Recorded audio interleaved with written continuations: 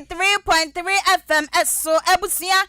Ebraso esa ensama hodwa asemufo ejina ntenten se mukrojen wakwajo apa newsroom no yade ni nyina da ebesomo esa enyumre no sia kase ene ensama yade eba na edoso papa na nedimo akutin ebi anisem yera Peter Boama wotu kono afede wagye atumu wose wokwa na wakwa kwagina pam yato ne so aba ewo NDC amanyikwenum se wo kyerɛkyerɛ ni mpani ensem aprubia goye papa aloya force na etiemu o wamu tiemu wamu su wamu se alawa no wamu nyasika entua entine emwa emra wa ensafo from so no Ghana Revenue Authority empeni fodi atijo wamu kyerem se e-levy aba DI electronics home appliances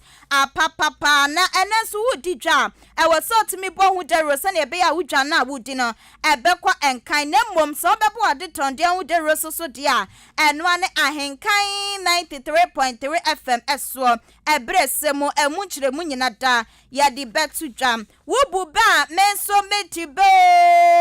ebebu ekwaso ewo Ahenkan 93.3 FM so na eya kensie ebresemo emu ekyeremu nyina da ya di betu edwa ebusia nyuma kwe adaroma ana enne anyumre su yesi nkonya na kase no ya betwe ne sra ani abasa apensempensemu amawo menso amebekenkan edin amebo egiso ene mame ekia janewa na shane so se esanse kase na emu oda na emu ohwamunti no information centers bebradio num wa man Ghana fana bebia wo masomo a wo mato apete wo bia etie bi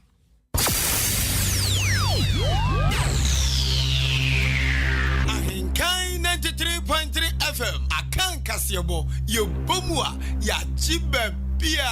anuti Kasiebo emubati anka ewo End Time Information Center Achim Asanteman Kwasiapia online radio ewo Asanteman Temu Kumase Aluma Suta Information Center ewo Jiwani Kwanta God's First Information Center Achim Betnase Alternative Information Center o Yausero Kanyame Information Center ewo Achim Achikrum Cooperative Information Center ewo Achekrum Dia yesu tumi ye Information Center ewo Achim Dwaha Awurade na ye Information Center Achim Asane Kosiewa ewa Kosiewa krom Osono Information Center ewo Achim Esam Abnasemai Information Center wachim Abnase Nyame ne hene Information Center wachim Ofosukrum Ena Nyame Asam Information Center wo Achim Krobase eye nida so ne Awurade Prince of Peace ewa Strase Somoa Heba Information Center so asom se twitwe ewo Achim Dan Intiamoa Junction Peace Information Center wo Kokobe Eno Sewa Information Center ewo Achim anyinase Ko Sam Information Center wachim Achiase Keka no krobo eye Adom Information Center Peace Infobiz Watakrase Tokuya Ebutu Achim Odumase Adwempa Information Center Ojinanko Jama North Chidom Information Center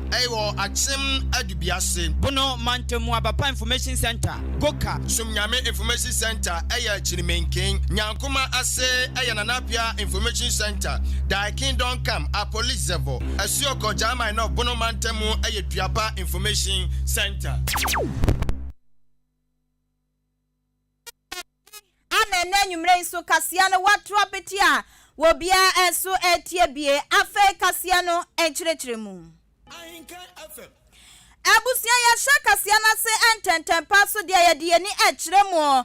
ewa NDC amanyu ekuonu emu eyezu eyeza amanyu kuonu emu na yenyina ye watwe ye musa wambehwe na ne wamabato wamodi ahyehye so mecha memini de ye di enim ya wamohwe na wamo akwakoto oba ede yi constituency executives constituency ahodo enso ewa afibinu ene aduonu emienimo wambehwe na te wama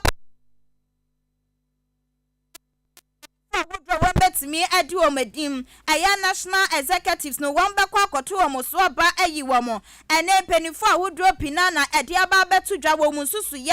ene wo muso wo mutimu pa womo ewo ama amanyikuo no na wo pani ba ko ene de wo hwe ye ene ensemtrofo enso so atwetwe nkomo ema Ahenkan Kasiebo ye twibi egu ye tetefon so yera Peter Boama otu kono empempren wono ana eye amanyikuo no eye church ni penny abedi deputy general secretary na wo penny akasa echire musa wono de abato no wo kojina pa ma ya to ne so aba dibra wo kwakopre no aya wo church ni penny edibre general secretary dibre no ana wo kwakopre eka wo bi amatel de sam aba betudwa wo chemusa wo hwa Yera Johnson esiedu enketia ene wasoma manyukoni eye papa infisiane bia se edu ensontem nie ana wagina ese general secretary ediama manyukona wo ba yesu nyina no ne hihye ya wodro wodi egu aponso no aba bebo manyukoni eye papa nti wono eye Peter bo ama wotuko no sabre ya wotutu nanam ese di brand wo kwakofa na ne wo hye NDC amanyuko no